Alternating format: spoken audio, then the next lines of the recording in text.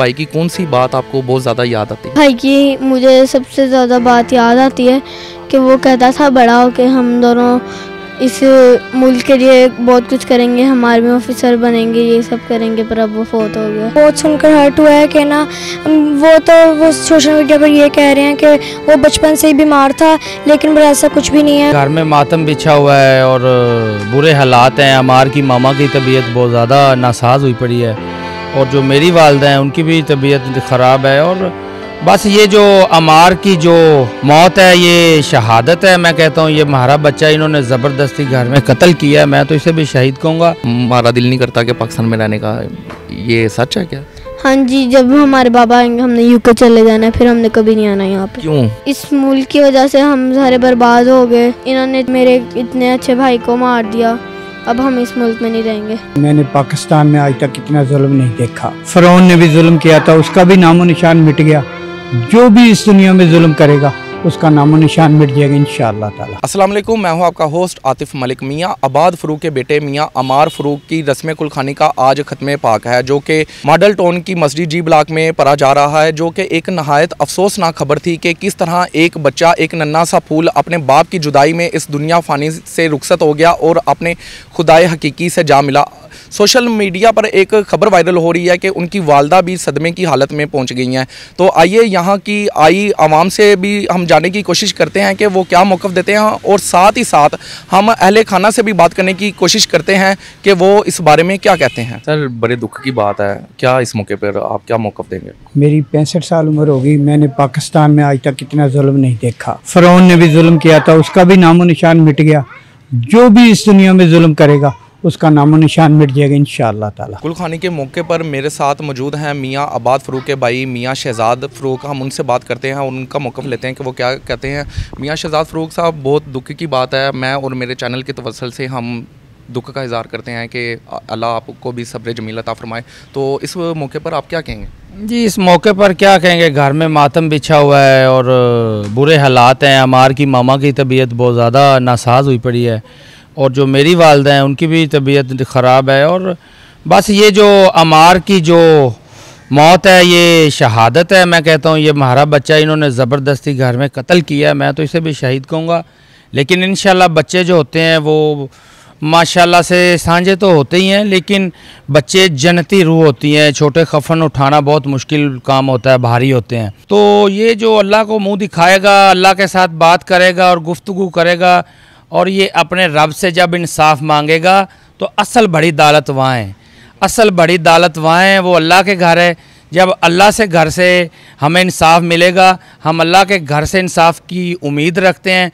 और अमार जो है इंशाल्लाह, अमार की जो मौत है वो इंशाल्लाह इनकलाब लाएगी। सर, ये भी सुनने को मिल रहा है कि अमार की वालदा उसी तरह यानी कि बहुत क्रिटिकल हालत में पहुँच गई हैं, तो इस बारे में क्या कहें? जी, अमार की वालदा की तबीयत बहुत ज़्यादा, मैंने पहले भी कहा आपको कि ख़राब हो चुकी है। अभी हमारी वो बहन है, लेडीज़ है, हम उसको ये इतना वो वायरल नहीं कर सकते, लेकिन उसकी तबीयत भी अमार की तरह ही हुई जा रही है। मतलब कि दिमागी तवाज़न वही तकरीबन कोई ऐसी पोजीशन अमार जैसी हो रही है। अल्लाह ताला, बस मैं कहता हूँ कि सारे पाकिस्तानियों से अपील करता हूँ दुआ करें कि अमार की वालदा को अल्लाह से दे। हमने मियाँ आबाद फ़रूक के भाई मियाँ शहजाद फ़रूक की बात सुनी। अब मियाँ आबाद फ़रूक के बेटे सलार आबाद मेरे साथ मौजूद है, हम उनसे बात करते हैं, वो इस बारे में क्या कहते हैं। अस्सलाम वालेकुम। वालेकुम सलाम, कैसे हैं आप?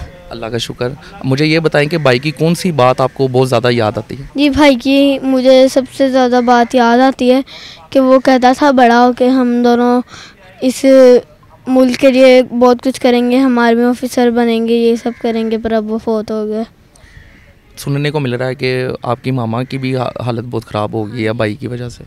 हाँ जी, मेरी मम्मा की भी तबीयत बहुत ख़राब हो गई है मेरे भाई की वजह से, वो भी अमार जैसी हो गई है। एक वीडियो वायरल होती है कि हमारा दिल नहीं करता कि पाकिस्तान में रहने का, ये सच है क्या? हाँ जी, जब हमारे बाबा आएंगे हमने यूके चले जाना है, फिर हमने कभी नहीं आना यहाँ पे। क्यों? इस मुल्क की वजह से हम सारे बर्बाद हो गए। इन्होंने मेरे इतने अच्छे भाई को मार दिया, अब हम इस मुल्क में नहीं रहेंगे। कोई पैगाम देना चाहें रियासत के लिए, पाकिस्तान के लिए? जी, मैं चीफ जस्टिस ऑफ पाकिस्तान से एक आखिरी रिक्वेस्ट करूंगा कि मेरे बाबा को प्लीज़ छोड़ दें। मेरा भाई फोत हो गया है, मेरे बाबा को प्लीज़ घर आने दें। मेरे बाबा का तो कोई कसूर भी नहीं था, मेरे बाबा को प्लीज़ घर आने दें।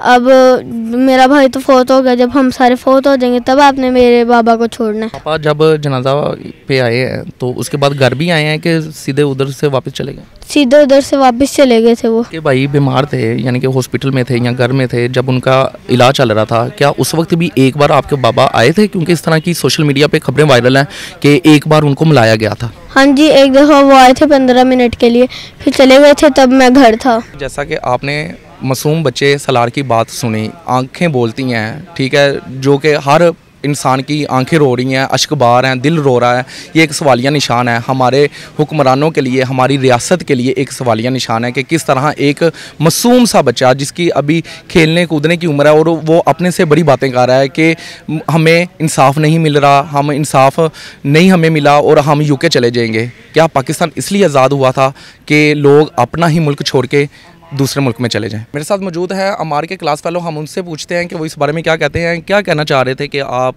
के बच्चा वो पहले बीमार नहीं था, इस तरह की सोशल मीडिया पर खबरें वायरल हैं? मैं कहना चाह रहा हूँ कि मुझे बहुत सुनकर हर्ट हुआ है कि ना वो सोशल मीडिया पर ये कह रहे हैं कि वो बचपन से ही बीमार था, लेकिन पर ऐसा कुछ भी नहीं है। वो तो मेरे साथ खेला करता था, अच्छा वो मेरा घर आया करता था, हम लोग खेला करते थे, ऐसा कुछ भी नहीं है। तो मैं बहुत ही सुनकर हर्ट हुआ और मुझे ये भी दुख है कि ना उनकी जो मम्मा है वो भी बहुत हम बीमार हैं, तो उनके बच्चों का कौन ख्याल रखेगा।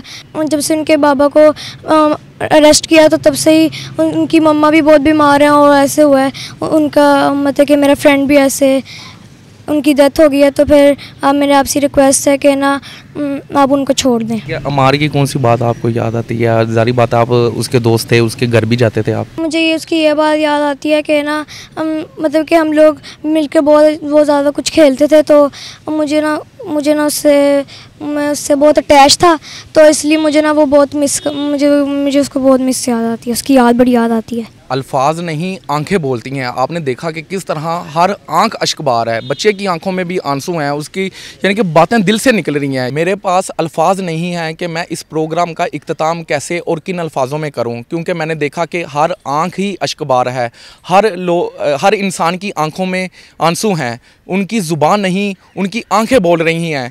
क्योंकि मैंने मियाँ आबाद फ़रूक के भाई से बात की, उसके बेटे सलार से बात की, उसके बेटे अमार के दोस्त से बात की, तो उनकी ज़ुबान पर सिर्फ़ एक ही अल्फाज था कि खुदारा मियाँ आबाद फ़रूक को रिलीज़ किया जाए। और मियाँ आबाद फ़रूक के बेटे मियाँ सलार आबाद के अल्फाज दिल चीर देने वाले थे कि हमारे बाप को रिलीज़ किया जाए, और जैसे ही वो रिलीज़ होकर घर पहुंचेंगे तो हम यूके चले जाएंगे, हम पाकिस्तान को छोड़ देंगे, पाकिस्तान को अलविदा कह देंगे। ये सवालिया निशान है। क्या पाकिस्तान इसलिए आज़ाद हुआ था कि लोग मुल्क छोड़कर दूसरे मुल्क में जा बसें? जिन लोगों से हमने आज़ादी ली, आज उन्हीं मुल्कों की तरफ हम जाएं कि हम उधर अपनी ज़िंदगी बसर कर सकें? ये एक सवालिया निशान है। इसी के साथ मुझे इजाज़त दीजिए। अल्लाह निगहबान।